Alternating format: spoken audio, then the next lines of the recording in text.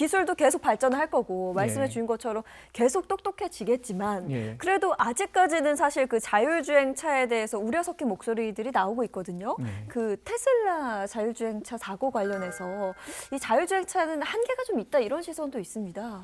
예, 그래서 오히려 사람들이 네. 그 어반 에어 모빌리티라고 하죠. 네. 그 도심 항공 모빌리티 그게 더 빨리 올 거라고 얘기하는 사람이 있어요. 오. 기존에 있는 도시를 자율주행으로 만들었으면 훨씬 쉬울 텐데 기존에 있는 도시를 바로 인프라에다가 차가 돌아다니기는 굉장히 어려운 것 같아요.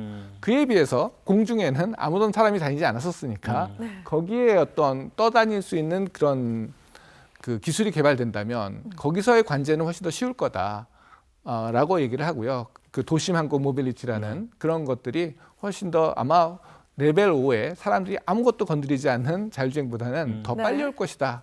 그렇게 얘기하고 있는 예측하고 있는 것이 그런 이유인 것 같습니다. 저는 지금 말씀드리니까 그 생각이 나요. 그 어렸을 적에 과학기술 포스터 그리기 이런 거 하면 예. 저는 꼭 하늘을 나는 자동차를 예. 그렸었거든요. 예. 그게 이제 현실적으로 가능하게 될 거다. 예. 이런 얘기신 거잖아요. 예. 그 물론 해결해야 될 문제가 많이 있습니다. 그 하늘 나는 자동차 혹은 하늘 나는 그런 기구들이 드론이라든가 그런 것을 하게 되죠. 뭐 서로 커뮤니케이션 해야 되니까 통신도 발달해야 되고요. 무엇보다도 가장 중요한 게 그 배터리가 강력한 배터리가 필요합니다. 그렇죠. 왜냐하면은 걔네들이 다니면서 사람을 싣고 또 장거리를 또 가야 되니까. 근데 예측했더니 지금부터 한 10년 정도 앞선 배터리 기술이 필요하다고 얘기를 해요. 그래요. 용량이라든가 뭐 그런 것들이. 근데 뭐 그런 기술들은 사람들이 그 수요가 있다면 네. 그 많이 극복했던 것 같고요.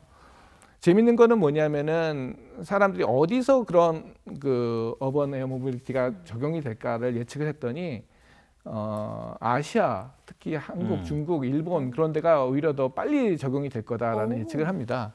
고층 건물이 상대로 적어서 그런 걸까요? 왜 그럴까요? 그게 그 비용이라든가 뭐 공항이라든가 뭐 그런 인구 밀집 지역에서 그게 적용이 되는데 예. 뭐 그런 환경에 오히려 동경이라든가 상하이, 그다음에 서울 뭐 그런 데를 예측합니다. 그래서 아마 10년 후에 하늘을 나는 그런 어번 에어 모빌리티를 전 세계에서 대한민국이 가장 빨리 그 이용할 수 있는 네. 그런 시대가 올 것이라고 생각을 합니다. 그 톰 크루즈 나오는 영화 마이너리티 리포트 보면은 차가 진짜로 이렇게 떠다니고 건물 앞에 서면 건물을 이렇게 피해가는 게 아니라 건물을 수직으로 올라가서 이렇게 넘어가고 예, 그러잖아요. 예. 그런 10년 후에 그게 가능할 수도 있다는 예. 그런 말씀을 지금 하시는 거죠. 그게 되려면은 사실은 건물과도 소통을 해야 되고요. 예.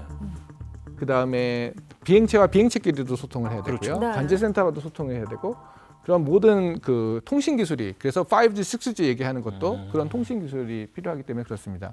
또 보안 기술도 필요합니다. 해커가 그걸 해킹해서 두께를 부딪히도록 하면 안 되잖아요. 그렇죠. 네. 뭐 그래서 보안 기술도 있어야 되고요. 그런 여러 가지 기술들이 완성이 돼야 되고요. 또 가벼운 비행체가 또 필요하고요. 튼튼한 비행체가 또 필요하고요. 뭐 그다음에 정밀 지도도 필요하죠. 근거리의 정밀 지도. 근데 그런 것들이 해결된다면 아마 그런 시대가 올 것 같은데 그 지금 요즘 모빌리티 혁명이라고 얘기를 합니다. 지금 교통 왔다 갔다 하는데 많은 시간을 보내잖아요. 네. 근데 그것들을 사람들이 언제까지 지불을 할 것이냐. 새로운 기술이 온다면 그것들을 사람들이 빨리 적용을 해서 사람들이 그런 것들을 쓸 수 있는 그런 시대가 올 것이라고 예측하고 있습니다. 예. 굉장히 공감됩니다. 오늘 여기 방송 오늘 저도 2시간 걸렸는데 그럴 때마다 느끼잖아요. 운전자들. 이럴 때 저 막힌 차 위로 쑥 달리고 싶다. 그러니까요. 그것이 곧 현실로 온다면 많은 분들이 그 선택을 하지 않을까 이런 생각을 합니다. 그런데 그 단계까지 가기 위해서는 현재 우리가 겪고 있는 여러 가지 변화들부터 짚어봐야 될 텐데 친환경 차라고도 하죠. 근데 사실 그 조만간 기름은 더 떨어져 버려고 이제 쓰지 못할 거다라는 예언이 이제 20여 년 전에 있었는데, 근데 생각보다 이제 기름은 오래 가고 있고 앞으로 더 쓸 수 있는 양이 있다고는 하는데, 이제 화두는 그래서 기름을 안 쓰는 게 아니고 기름이 이제 친환경 연료가 아니기 때문에 환경을 지키기 위한 방향성의 차를 제시하는데 그게 이제 전기차와 수소차입니다. 예. 근데 제가 생각하는 그 전기차 수소차 개념은 좀 잘못 알고 있는 것 같아요. 전기차는 전기를 사용하니까 뭐 유해물질을 배출을 안 해서 더 이상 환경 오염시키지 않는 정도고, 어떤 분들은 수소차는 오히려 환경에 이로운 차다. 뭐 이런 얘기까지 하시는데 어떤 얘기가 맞는 겁니까? 그 전기차나 수소차나 뭐 지금 휘발유차도 마찬가지고요. 다 에너지가 필요하죠. 네. 그래서 결국 에너지를 어떻게 공급을 받느냐, 뭐 그런 문제인 것 같습니다. 어떤 한 단계만을 보는 게 아니라 전체에 있는 글로벌한 체인을 보는 게 중요하다고 생각합니다. 그 전기를 모든 사람들이 전기차를 타고 다녀요. 그러면 과연 그 전기는 누가 생산할 거냐? 전기가 부족한 상황이 오면은 또 그걸 전기를 만들기 위해서 환경을 해치는 뭔가 또 다른 그걸 만들어야 만들어야 되죠. 된다는. 또 전기차는 또 문제가 뭐냐면은 충전하는데 시간이 걸려요. 벌써 이미 전기차가 많아지면서 그 아파트에서 굉장히 싸운다고 하더라고요. 충전기에 그런 문화적인 갈등이 생긴다고 들었는데요. 그런 것들이 더 심해지는 거죠. 그러니까 어떤 기술을 단편적으로 한 가지만을 보고 적용했을 때 여러 가지 문제가 발생되는 경우가 많고요. 이런 것들 다 통합적인 것으로 사회 인프라와 구조가 다 같이 가야지만 기술이 수용이 되는 것 같습니다. 전기차가 수소차보다 더 빨리 적용될 수 있었던 것은 물론 뭐 테슬라의 역할이 컸고요. 앨런 머스크의 역할이 컸고요. 그다음에 또 한 가지는 전기는 어느 집에나 들어왔었으니까 특별히 전기 충전기만을 달면 되니까 인프라를 따로 갈 필요가 없어서 그랬던 것 같습니다. 하지만 수소차를 돌리려면 수소를 해야 되잖아요. 근데 그러면 수소에 대해서는 또 사람들이 좀 두려움과 거부감이 있는 것 같아요. 그렇죠. 수소 스테이션을 샀을 때 이가 터지지 않을까. 근데 하지만 충전 시간은 더 짧을 수가 있고요. 그래서 뭘 선택할 거냐는 것은 그 여러 가지를 고민을 하면서 결정해야 될 것이라고 생각을 하고요. 과연 수소차가 어디까지 친환경이냐? 뭐 수소차에서 아까 말한 퓨얼셀이라 연료전지라는 데서는 촉매가 필요하거든요. 수소와 산소가 만나는 그 촉매는 플라티늄을 써요. 백금을 씁니다. 점점 머리가 아파지려고 그러나요? 죄송합니다. 이게.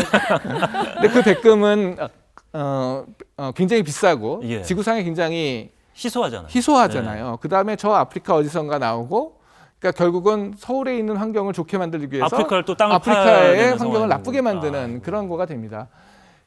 제가 골치 아프려고 이걸 말씀드린 건 아니고요. 그래서 세상에 공짜가 없다. 그러니까 이 모든 것을 해결하기 위해서는 우리가 고민해야 된다. 거기서 제도적인 고민도 필요하지만 과학기술적인 고민도 필요합니다. 네. 또 수소차를 보면 차에다 수소를 싣고 다녀야 되는데 수소 탱크를 치러야 되는 거죠. 그 위험도를 줄일 수 있는. 그렇죠. 지금은 그 수소 탱크가 엔지니어링 플라스틱으로 만들었는데 그게 굉장히 고가예요. 그 대부분의 가격을 거기서 잡아먹습니다. 예, 그 아까 예. 백금 전지랑 백금으로 만든 촉매랑 예. 그 수소통이 잡아먹어요. 그래서 그 수소통을 좀 더 안전하고 싼 가격으로 만들 수 있을까? 뭐 그런 것들이 중요하고요. 그래서 한 가지만을 보고 빨리 일로 갈 수 없다가 아니라 우리가 여러 가지 문제를 같이 하면서 이것들이 처음에는 우리나라의 문제였는데 점점점 범지구적인 문제로 되면서 그런 것들 해결해가면서 가는 노력이 필요하다고 생각합니다. 네. 자, 근데 이 자동차 산업의 발전과 더불어서 앞으로 미래에 주목해봐야 될 분야는 사실 AI를 또 빼놓고 얘기할 수 없을 네. 것 같습니다. 제가 어렸을 적에 봤던 영화 중에 뭐 아이로봇이라는 예, 영화도 있었고 또 몇 년 전에는 허라는 영화 굉장히 또 재밌게 봤었거든요. 인공지능이 앞으로 미래 사회에서는 정말 우리가 뗄래야 뗄 수 없는 그런 관계가 될 것 같거든요.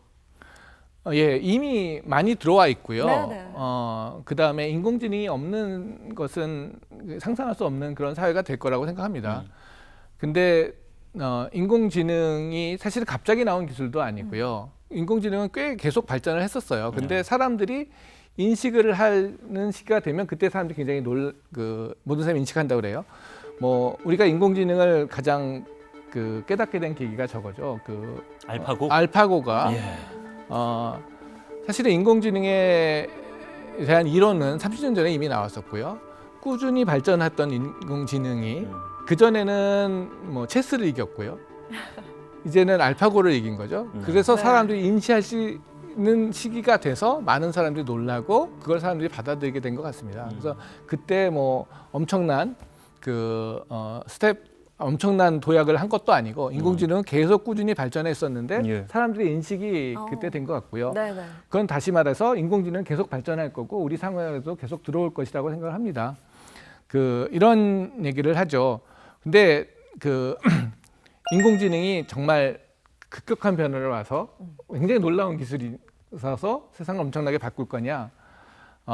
필요한 기술이고 유용한 기술이긴 하지만 네. 그래도 사람은 계속 필요할 거다라고 얘기를 합니다. 예. 제가 어떤 세미나를 들었는데요.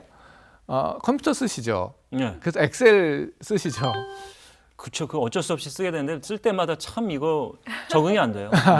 계산기를 돌렸던 사람한테 네. 엑셀을 가르쳐 주면은 와 이거 굉장히 대단한 툴이다라고 칸만 채우면 합계와 나누기와 더하기 뭐 다 해주니까. 되니까 예. 네. 그렇게 생각해서 할 수도 있을 것 같아요. 네.